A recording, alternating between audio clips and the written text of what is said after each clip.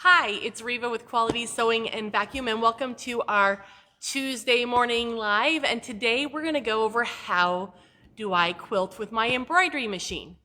Now, you may have an embroidery machine at home, and it's so awesome to use for quilting. I don't know if you're like me, but I have a lot of projects that have stacked up and are ready to be quilted, but that can be kind of a scary proposition to be able to do. But if you use your embroidery machine, it's really, really easy and it gets done perfectly. So I want to show you how to do that today. So first of all, I want to show you a little bit, just a couple little things that I've used the embroidery machine to quilt. And there's different things that you can do to create embroidered quilting. You can use built-in patterns, or not built-in patterns, but patterns that you get off of USB sticks and designs that you purchase, like OESD, and Anita Good design also has quilting patterns. You can use built-in features like on the Baby Lock Solaris 2 or the Luminaire 2 and draw your quilting right on your fabric, so it's like you're doing free motion, but the machine does it. These were also done using embroidery designs, and these were from Anita Good, and that was really, really fun to do. And then this one here, I used my embroidery software to create the quilting patterns. And so there's so many different ways that you can do it, and it's so much fun. So today we're going to talk about hooping and all sorts of different things. Now I'm going to show you by using a conventional hoop and how to get your fabric in your conventional hoop, but you also have the option to have other hoops that might be easier to use. For example, there are magnetic hoops. And so I have 3 different types of magnetic hoops here. These 2 are brother or baby lock, and this one is also for the brother or baby lock, but it's by a company called Dime, and they make them for all different machines. So what's really cool about these magnetic frames is that the magnets are separate, so you can very easily get your project exactly where you want it to go. So I'll show you how that works here. I'm going to take off that last one, and I'm going to move the big one out of the way so I have a little bit more space. And so all you need to do is take your project and put it where you want it to go in the hoop, and then simply just attach the magnets, and you just go from one side to the other and just get them right in place. So there's no having to worry about it not being smooth in the middle, and it also doesn't really bite your fingers.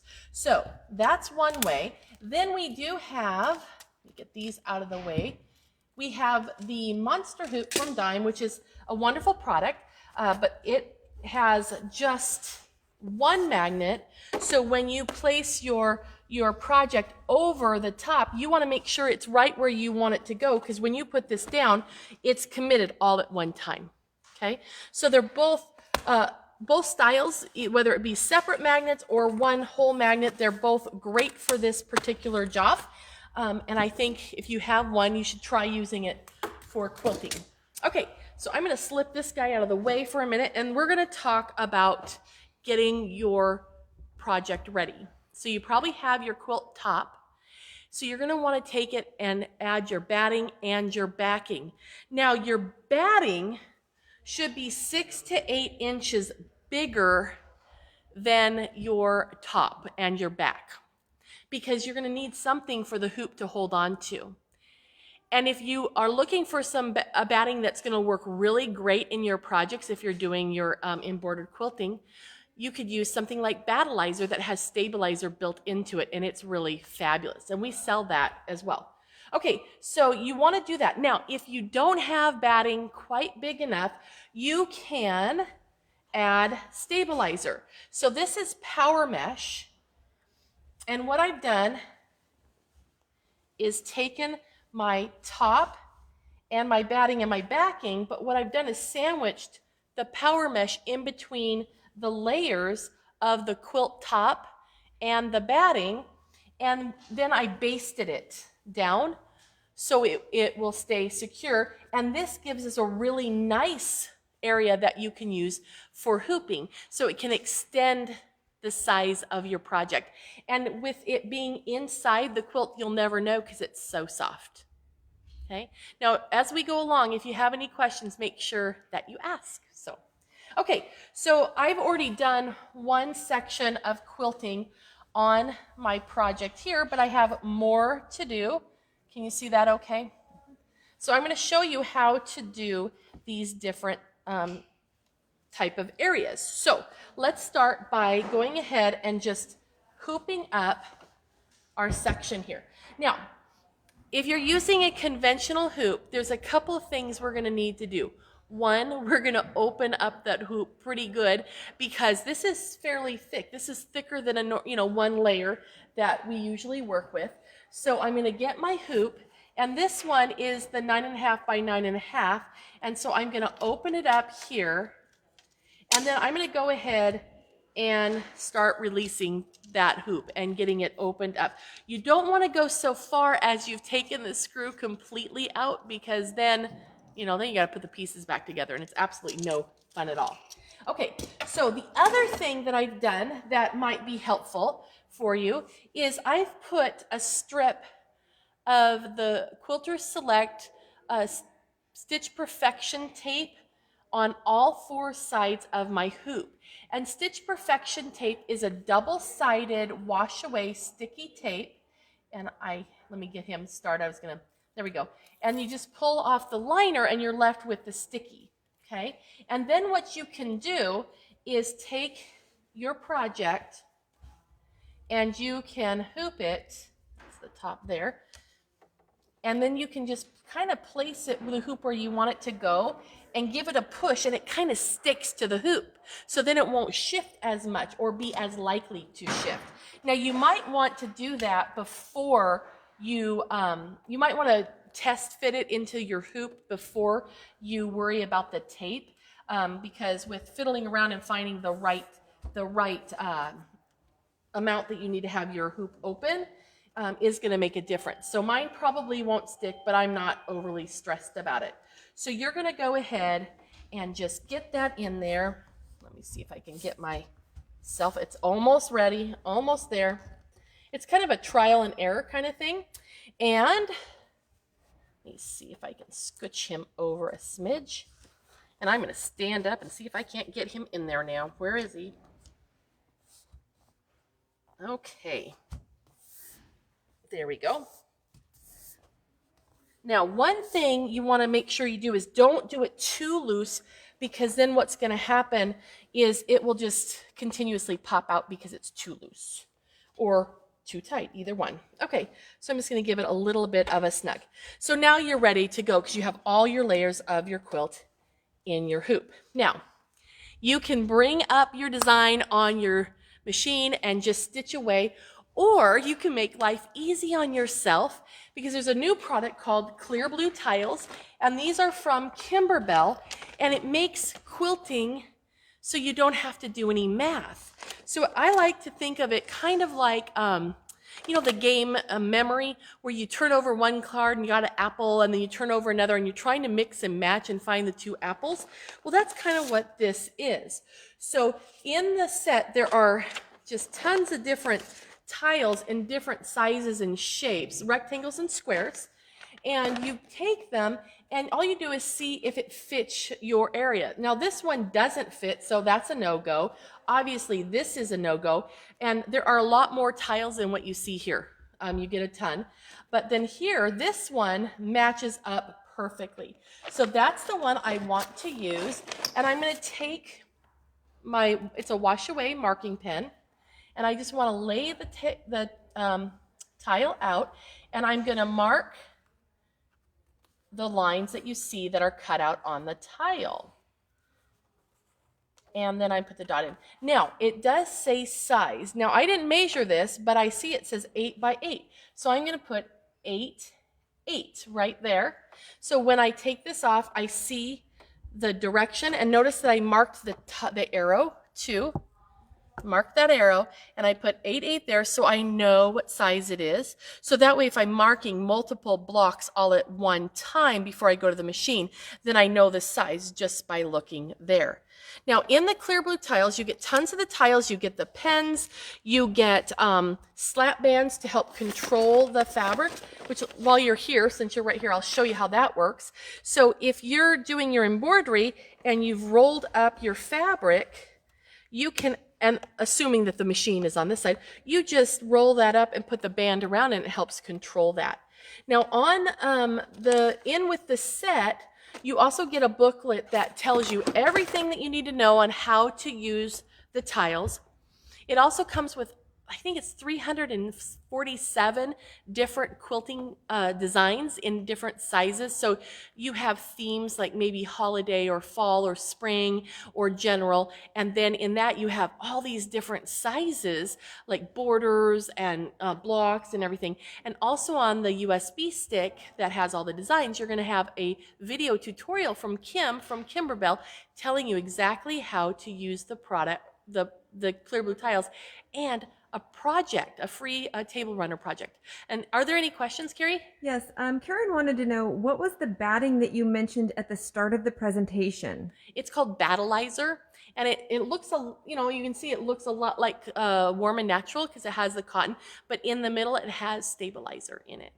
And you can't tell that the stabilizer's in there. Okay, so let's go ahead and pop this onto the machine. I suppose I need to move the hoops out of the way. So I'm going to pop this onto the machine. And when you're doing that with your quilt, you want to make sure that you kind of have just one layer and go ahead and get it started and go through here. And so it's not dragging, and because you don't want to unhoop, and you also don't want to get it caught underneath.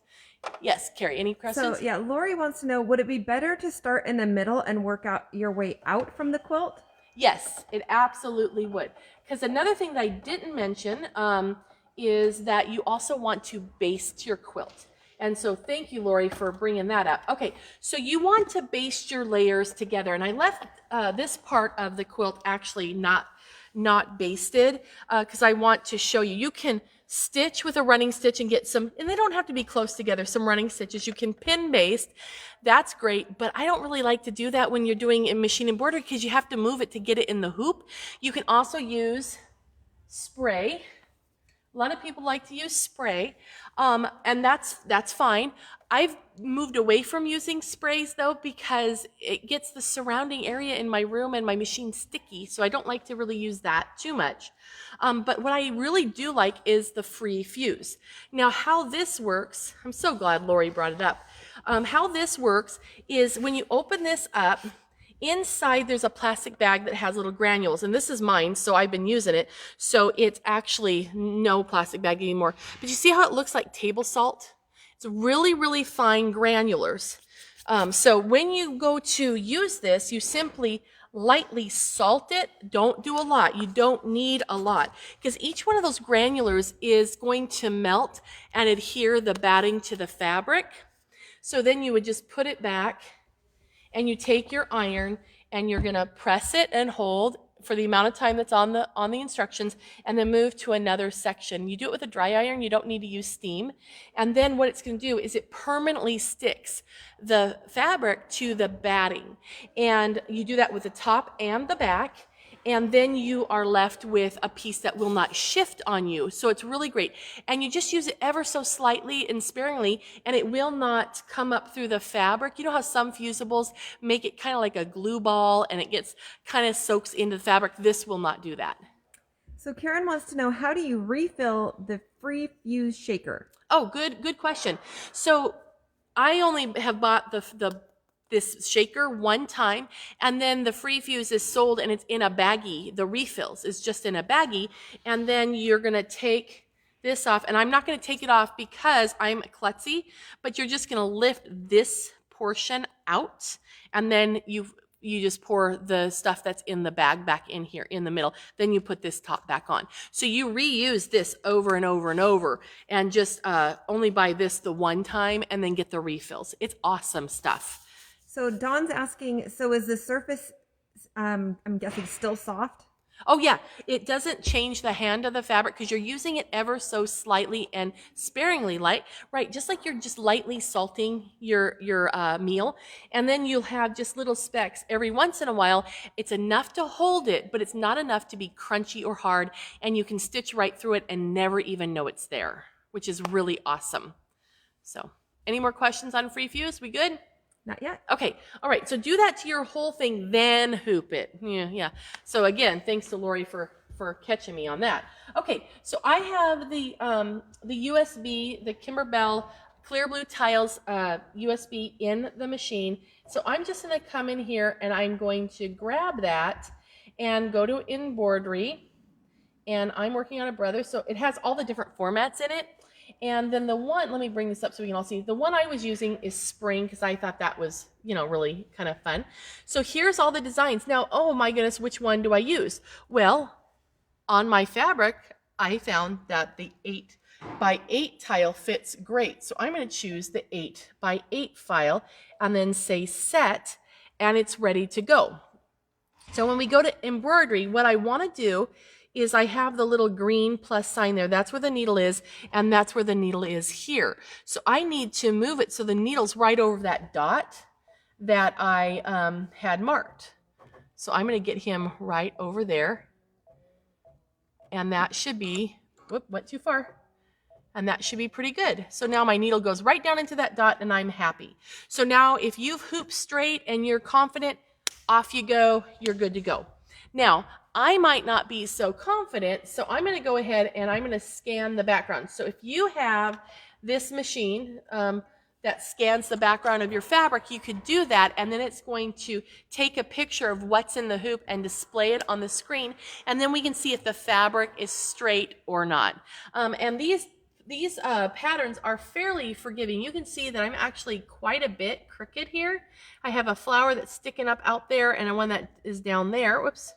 So I'm going to close this and let's go to layout, and I'm going to rotate it. So I'm going to just start at just 1% at a time. You can rotate at 90 degrees, 10 degrees, 1 degree, or 0.1 degrees. I went too far, didn't I? I got excited. So what I'm looking at is, let me see. I can't fade the background for you, but there's a red box around the design, and I'm actually looking at that red box, and when it lines up, then a lot of times that is good. And you only see it for a moment when you move the pattern.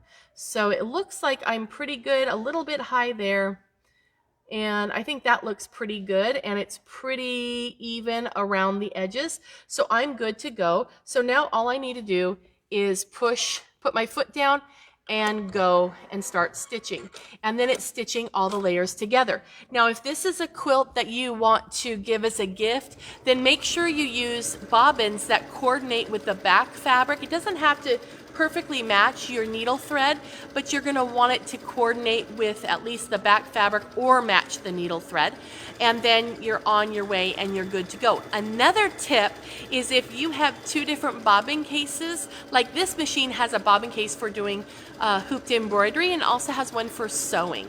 I prefer to use the bobbin case for sewing when I'm doing straight line embroidery like this, because then the tension is tighter and it's actually looser on the bobbin thread, so you get more of that perfect join like you would on a regular stitch. So, okay, any questions? Not a question, but she stitched this. Actually mentioned she used her Stellaire with the Snap app for positioning, and that worked like a charm. Oh, good, yeah. The Stellaire has and also so does the Stellaire, and then there's the Baby Lock version of, is it the Altair? One of those. Might be the Altair. I can't remember off the top of my head. They have the Snap where it has little marking references on the hoop, and you just take a picture with your phone and it tells the machine how the fabric's positioned, and then you can just visually place it right where you want it to go.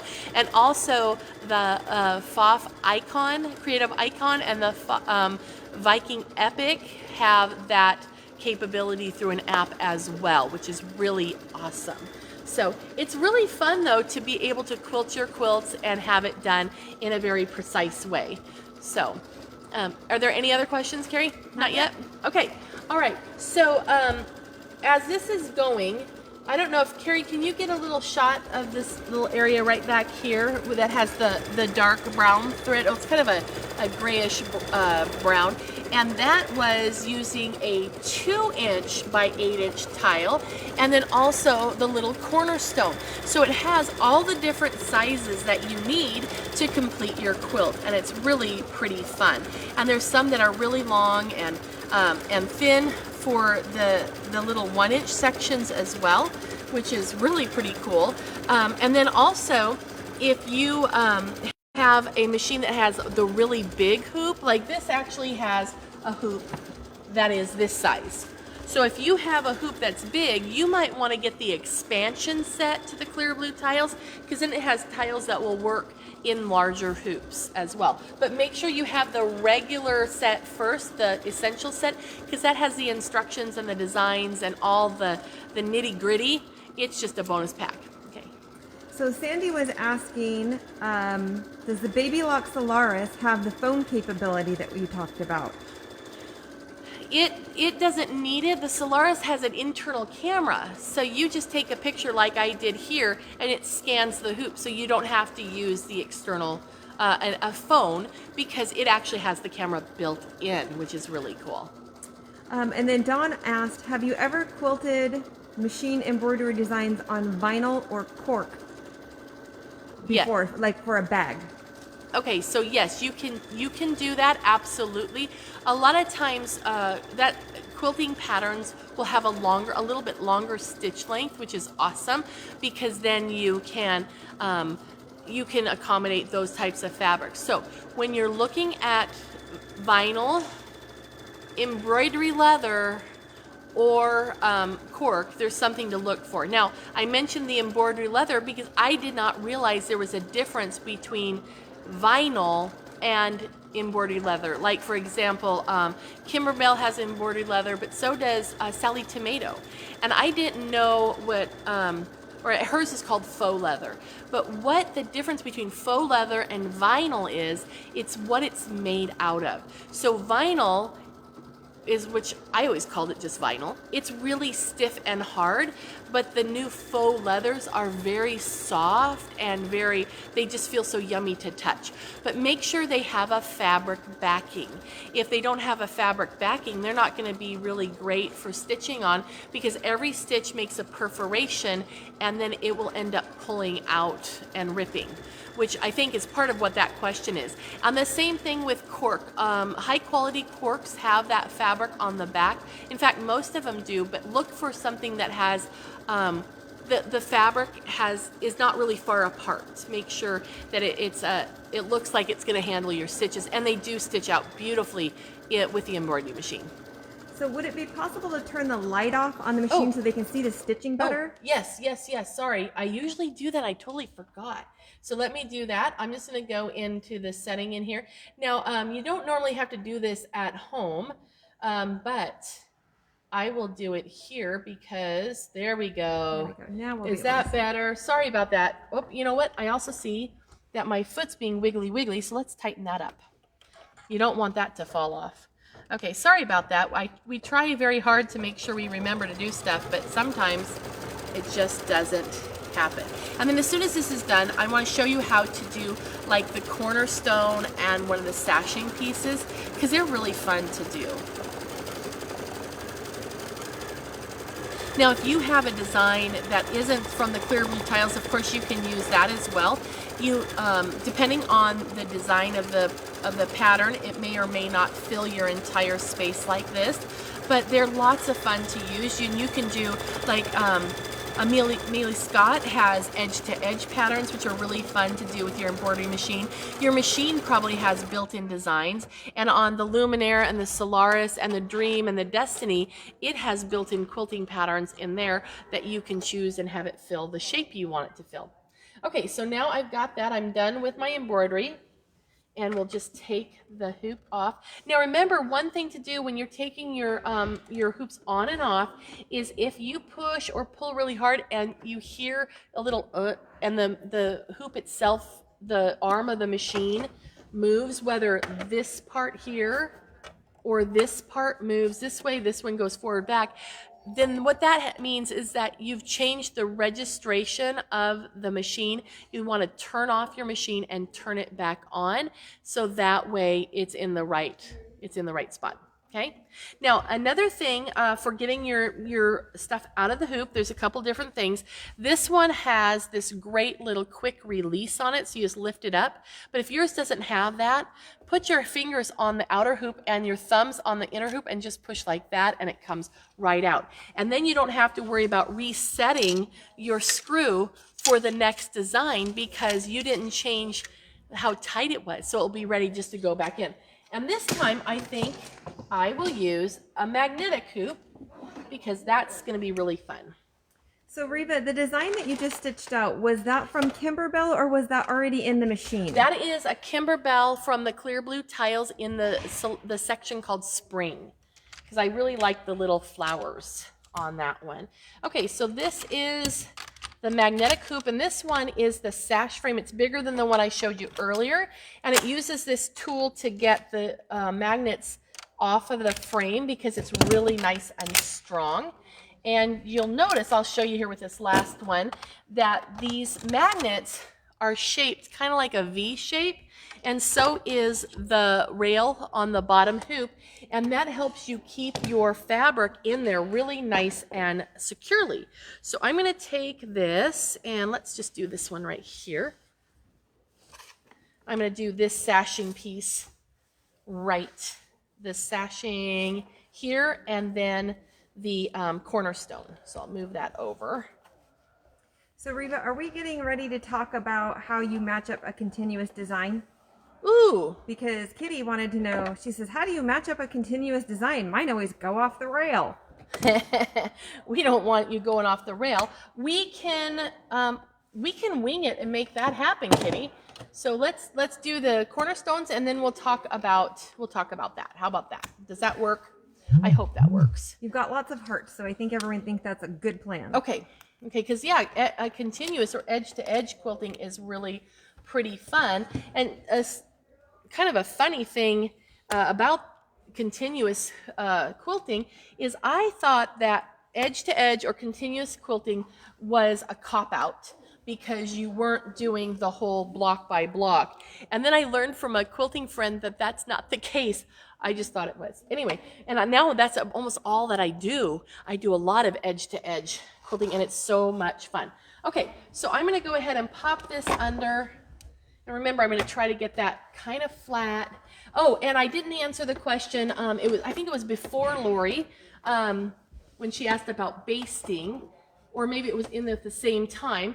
She asked if you would start from the middle. Yes, usually you start from the middle and work your way out, because then if there's any smushing of the fabric that happens, it goes out and not into the middle to make a big wrinkle. Okay, so now on here, I'm going to go in through the corner gap right here, because you can't get over those big old magnets.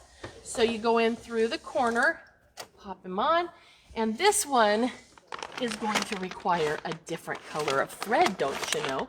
Because you got to make it all pretty, huh? Okay. Okay, and then this, I don't have scissors, but I'll just break that thread. And oh, have you ever taken a class from like a long arm quilting group?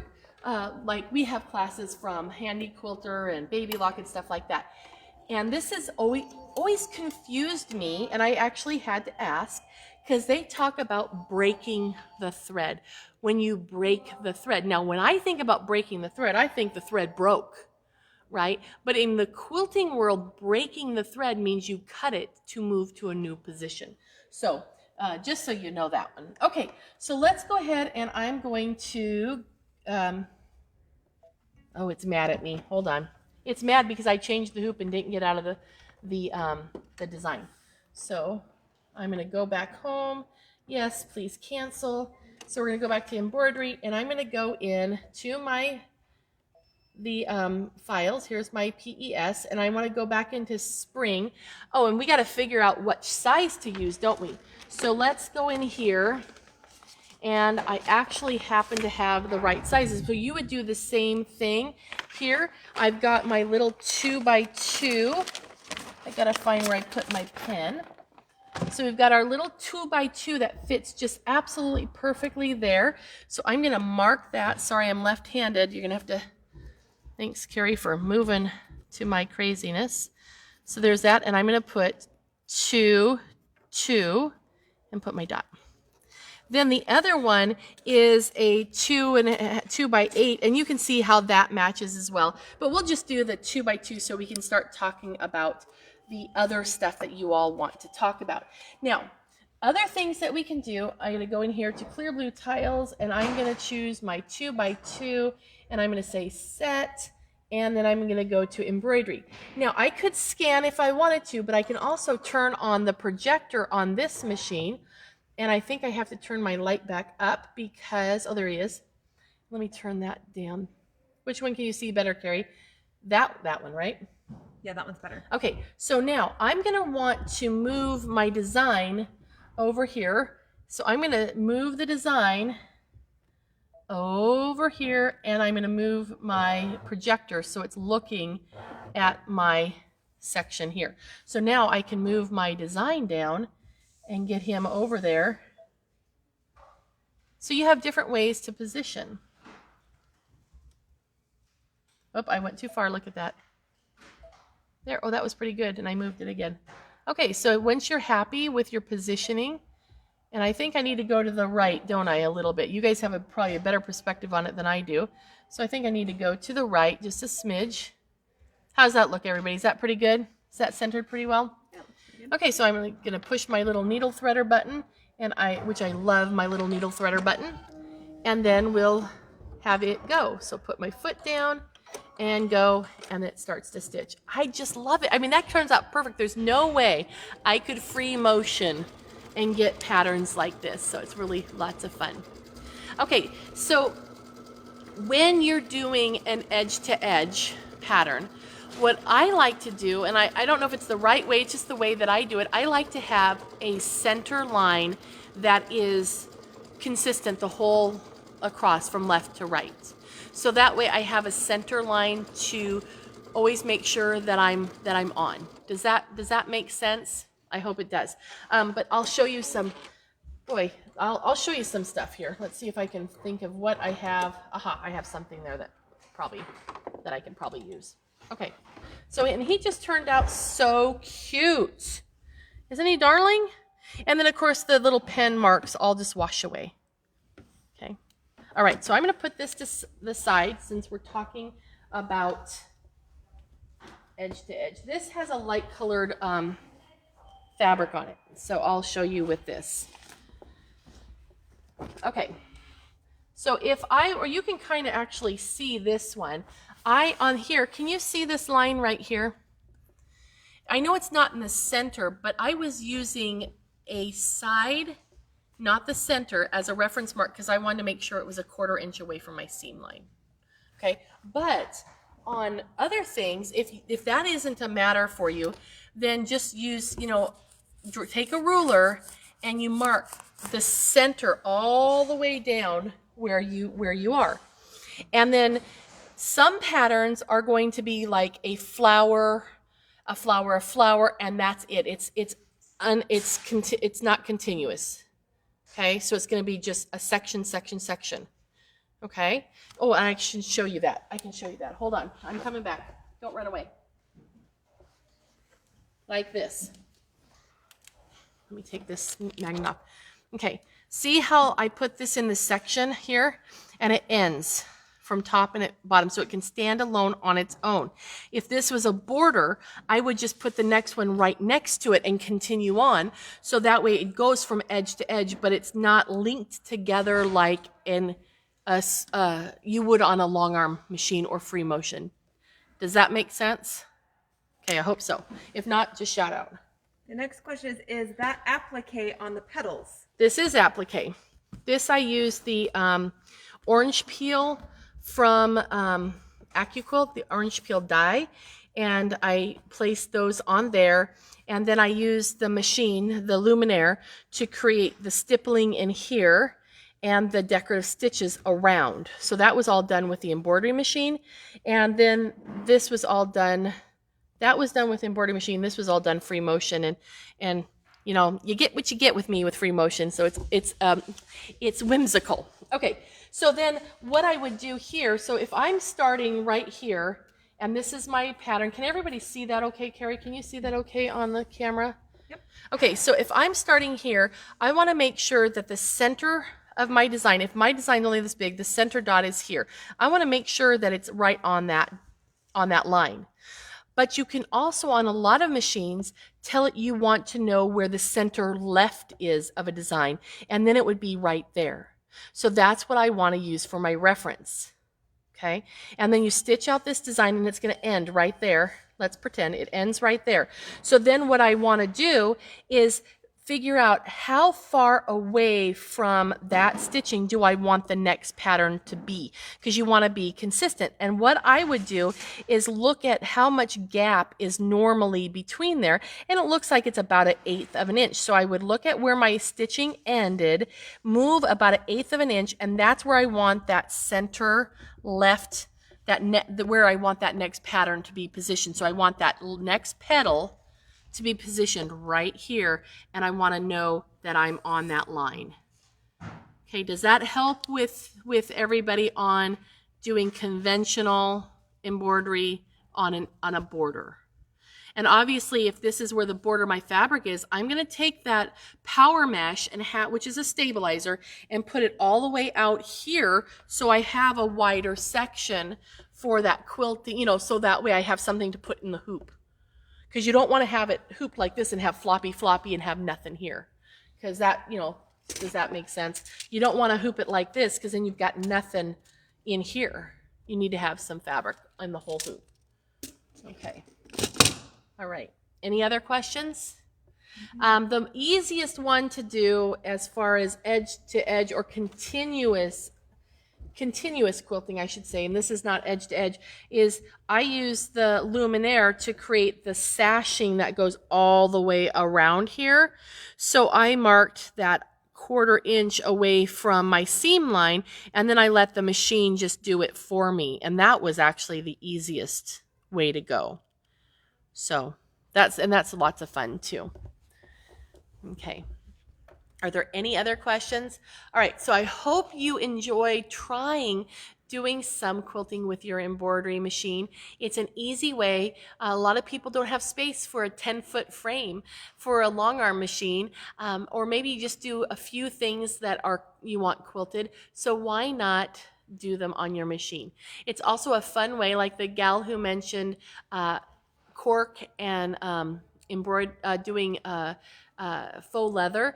That would be awesome to just do the whole piece of fabric first, and then you can cut it up and put it into a bag. If you've ever seen Annie's bags, it's called By Annie, and she does really pretty fabric tote bags and machine covers and all sorts of things, and she pre-quilts her fabric, and you can't find pre-quilted fabric very easily anymore, especially in the color and the pattern you want. So why not make your own pre-quilted fabric just by using designs or using your machine? So lots of fun there. So anyhow, have fun. Try doing something and start small. Start, maybe if you have never done it, just start with 2 fat quarters of fabric and put them together and make a quilted piece, or do a table runner or something like that. It's lots of fun, and we look forward to seeing what you do with quilting. So we'll see you next week at our How Do I? So at 10 o'clock next week on Tuesday.